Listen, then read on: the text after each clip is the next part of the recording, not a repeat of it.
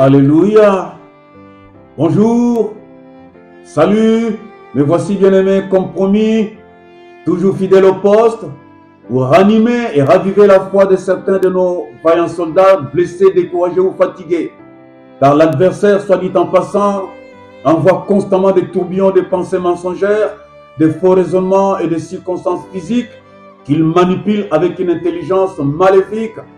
Et c'est tellement subtil, convaincante et d'une intelligence supérieure que même le précieux racheté du Seigneur peuvent logiquement valider si le Saint-Esprit n'intervient pour nous éclairer. Bien-aimés, nous avons déjà été à maintes reprises dans nos réunions de prière, été orientés suite à un message émis par un frère réputé dépositaire de dons prophétiques. Nous en étions tellement heureux de la conduite supposée du Saint-Esprit quand, par une soirée baignée d'intenses prières et de longues prières, un esprit s'est manifestant, ne sachant comment contenir la manifestation du feu du Saint-Esprit et de la puissance qui s'y dégageait. Les frères prophètes tant respectés tomba. Un des aînés de l'équipe du Campus pour Christ à laquelle je faisais partie engagea la bataille et interrogea avec autorité les démons. Il a été initié par des esprits, des démons familiers qui ont signé des alliances avec ses pères, disait-il. Il est censé servir le royaume des ténèbres. D'ailleurs, bon nombre de prophéties qu'il vous donne viennent de nous. Et il enchaîna. Ah, si vous saviez, vous, fils de lumière et fils du grand roi, combien vous êtes moins prudents que le fils de la rébellion. Quoi donc? Alors que le royaume des ténèbres sont ceux qui reconnaissent comme fils de Satan, ils se reconnaissent comme fils de Satan et ils reconnaissent le faux prophète comme leur Seigneur. C'est un royaume sans amour, plein d'hostilité, mais qui se mettent en équipe lorsqu'ils sont en guerre contre leur ennemi commun qui est l'Église, ou les fils des fidèles serviteurs de Christ qui disposent du feu du Saint-Esprit, ou les familles chrétiennes, ou les couples de serviteurs de Dieu.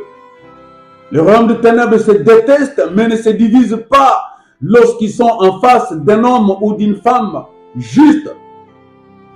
Voici, bien-aimés, Hérode et Ponce Pilate. Ils étaient deux ennemis qui se détestaient, mais devenus subitement de grands amis lorsqu'ils devraient s'acharner contre Jésus-Christ de Nazareth. Voici, bien-aimés, je vous le lis in extenso dans Luc 23, 9, 12. Hérode, avec ses gardes, les traitèrent avec mépris, et après s'être moqué de lui et l'avoir revêtu d'un habit éclatant, il les renvoya à Pilate. Ce jour-là même, Pilate et Hérode devinrent des amis, des grands ennemis qu'ils étaient auparavant. Après l'avoir lié, ils l'amenèrent et les livrèrent à Ponce Pilate, le gouverneur. Et donc les enfants de Dieu, c'est un peuple consacré qui recherche en toute occasion la lumière et est attiré par ce qui est vertueux, pur et sans tache pour se garder du monde. On attend donc des enfants de lumière qui soient vigilants et seulement vigilants et non endormis, imprudents ou négligents. Quelques jours s'étaient écoulés quand j'ai croisé à nouveau le faux prophète habité par des démons familiers. Alors, lui disais-je, t'es senti libre maintenant de ces esprits? Ah, frère, répondit-il, comment peuvent-ils sortir sans vous? Me répondit-il. Je ne savais pas, même pas que j'étais déjà revêtu. Chers frères, le but de ce message est de veiller votre esprit à la vigilance et de cesser toute imprudence dans cette vie nouvelle, si précieuse que Dieu vous a donnée, car nous sommes déjà dans les heures sombres précédant le retour du Seigneur, notre Maître. C'est le siècle de la multiplication d'activités de faux envoyés, de faux prophètes, de faux miracles, c'est-à-dire des manifestations non administrées par le Saint-Esprit, par ceux-là même qui font profession de bergers, des prophètes, des pasteurs, des docteurs, qui retiennent captive la vérité, emprisonnent les brebis du Seigneur, et c'est en rapport avec des pactes, des alliances, des initiations, qui les a consacrés au service de Satan, notre ennemi. Ce sont des ministres des ténèbres, des prophètes, des pasteurs, des évêques, des archevêques, des cardinaux, des monseigneurs, spirituellement déjà décédés, mais prêchant avec une excellente rhétorique.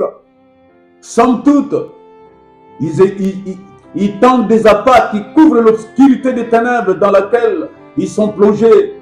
Si le Seigneur lui-même ne vous dégage de ses filets, vous resterez insensibles aux alarmes, définitivement prisonniers, enchaînés, voués à la mort, loin du Seigneur. Je me permets, bien-aimés, de vous adresser d'instantes supplications, celle d'arrêter de courir sans discernement derrière les prophètes ou les diseurs de bonne aventure, de recevoir des impositions de main de ceux-là, de quiconque vous inspirerez le moins de doute.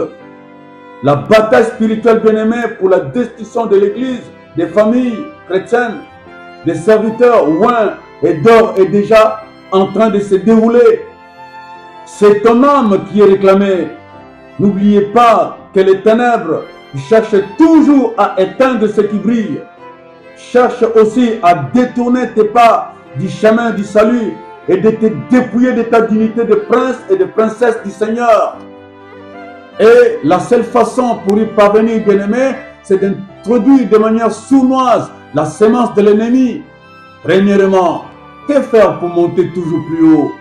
Bien-aimé, si tu ne détruis pas ton ennemi, c'est ton ennemi qui te détruira. C'est un principe spirituel. Voici un cas d'étude. Il s'agit d'un récit bien détaillé dans le livre de 1 roi 21, 43.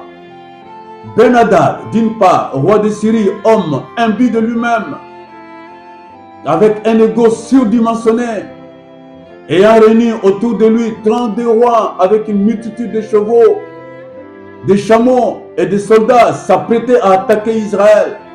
Et de l'autre, Akab, roi d'Israël, défié, était prêt à se rendre aux exigences de Ben-Hadad, roi de Syrie. J'enverrai mes serviteurs, disait-il.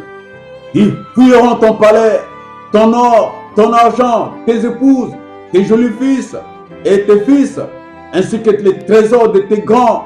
Tout cela sont à moi. Il osa même comparer l'Éternel, lui, Ben-Hadad, le roi d'Israël, le roi de Syrie. Il osa même comparer l'Éternel au Dieu des nations. Leur Dieu, disait-il, est un Dieu de montagne. Nous engageons la bataille sur les plaines et nous les battrons. Ne cessait-il de se rassurer? Et l'Éternel s'invita au débat. L'homme de Dieu envoyé vers le roi dit: ainsi parle l'Éternel, parce que les Syriens ont dit: l'Éternel est un Dieu de montagne et non le Dieu de vallée. Je les livrerai toute cette grande multitude entre tes mains, et vous saurez que je suis l'Éternel. 1 roi 20, 28. Et au verset 29, la Bible dit que le combat s'engagea et les enfants d'Israël tuèrent aux Syriens 100 000 hommes de pied en un jour. Ben-Hadad se réfugia dans la ville où il allait de chambre en chambre.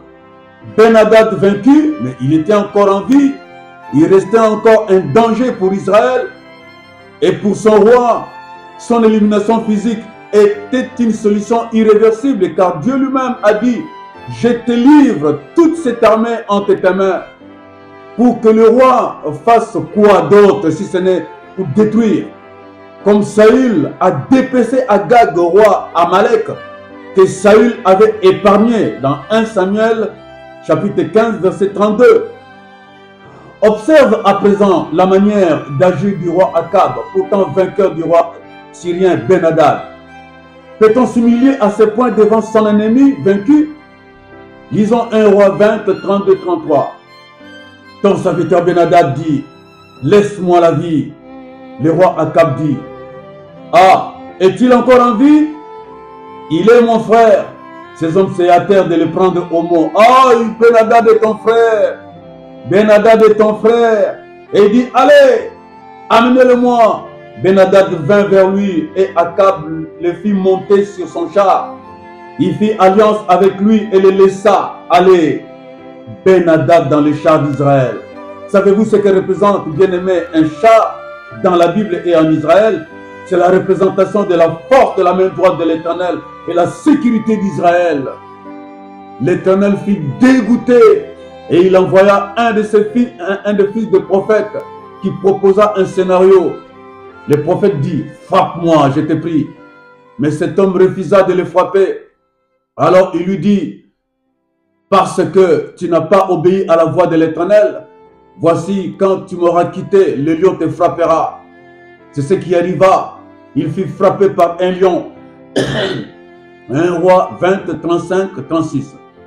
Cette fois-ci, le prophète se déguisa, attendant sur le chemin le passage du roi. Lorsque le roi passa, il cria vers le roi et lui dit, ton serviteur était au milieu du combat et voici un homme s'approcha et m'amena un homme en disant, garde cet homme, s'il vient à manquer, ta vie répondra de sa vie ou tu paieras un talent d'argent. Et pendant que ton serviteur agissait ça et là, l'homme disparut. Le roi d'Israël lui dit, mais c'est là ton jugement, tu l'as déjà prononcé toi-même. Aussitôt le prophète ôta les bandeaux de dessus ses yeux et le roi le reconnut pour l'un des prophètes. 1 Roi 20, 42. Il dit au roi, ainsi parle l'Éternel, parce que tu as laissé échapper de tes mains l'homme que j'avais dévoué par interdit, ta vie répondra de sa vie et ton peuple de ton peuple. Le roi s'en alla chez lui, triste et irrité. Savez-vous comment Akab quitta et mourut? Savez-vous comment Akab quitta ce monde et mourut? Et quelle fut la fin de Jézabel, sa femme? Je vous prie instamment de lire dans 1 Roi 22, 20, 36 et 1 Roi 21, 23 et 26. Ceci est un exemple typique, bien-aimé, d'une vie chrétienne qui traite l'adversaire, c'est-à-dire les péchés et toutes ces abominations avec légèreté. Bien-aimé, à l'instar du prophète Élie, qui était au courant des abominations commises par ses fils en lieu saint et qui se contentait de les bercer malgré des avertissements du prophète Samuel. Ainsi, l'Éternel lui-même prit les choses en main pour purifier son sanctuaire. Les deux fils d'Élie, Phiné et Ophni, furent tués par les Philistins. Et les Philistins ont même pris l'arche d'alliance de l'Éternel. Et à l'annonce de cette nouvelle, Élie tomba du haut de sa taille et il mourut. 1 Samuel, chapitre 4, verset 10 à 19. On ne berce pas les péchés, bien-aimés. On engage le combat jusqu'à la victoire. Que les faibles disent je suis fort et que les pauvres disent je suis riche, car je puis tout par celui qui me fortifie. Certaines personnes peuvent atteindre une capacité de nuisance telle qu'elle devient l'incarnation même du mal. Vous ne détruisez pas le mal, bien-aimé, il vous détruira comme une peste, une pandémie et il se multipliera. Ils ont infiltré nos assemblées, nos églises, se dressant contre toute bonne initiative destinée à promouvoir l'œuvre de notre Seigneur, infiltrant nos réunions et ciblant nos diacres, nos anciens, nos sages conseillers pour contredire à défaut d'engager des disputes, apprenant toujours et n'arrivant jamais à la vraie repentance et à la connaissance de la vérité. Vous, mes frères, ne dites jamais « Qu'a dit le Seigneur? Qu'as-tu vu pour moi? Telle est la prophétie ?» Si le Seigneur veut te parler, ça sera toujours en rapport avec les services que tu rends à l'Église. Car Dieu tient à ses intérêts et son intérêt, c'est les œuvres que nous faisons dans nos églises. Je vous conseille, premièrement, d'être attentif aux prédications, à des veillées de prière, aux jeûnes, aux enseignements, aux exhortations, aux études bibliques, aux adorations. Deuxièmement, je vous conseille de vous efforcer de vous éloigner du monde, de vous purifier constamment, car vous êtes porteur de flambeaux, porteur de lumière du Seigneur, et vous serez une maison ferme, bâtie sur le roc. Alors Dieu lui-même, oui, Dieu lui-même vous dira, vous parlera, vous annoncera, et il vous orientera, il vous dira ce que vous ferez dans l'avenir. C'est cela, servir le Seigneur. Que le Seigneur vous bénisse. Prochaine vidéo dans 15 jours.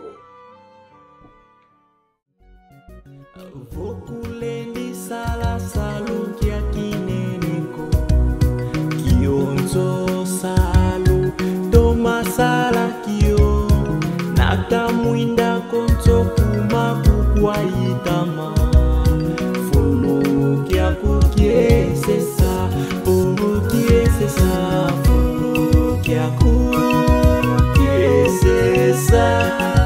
fulu kya kukiesesa nzila boya bilange yesonga yatata fulu kya kukiesesa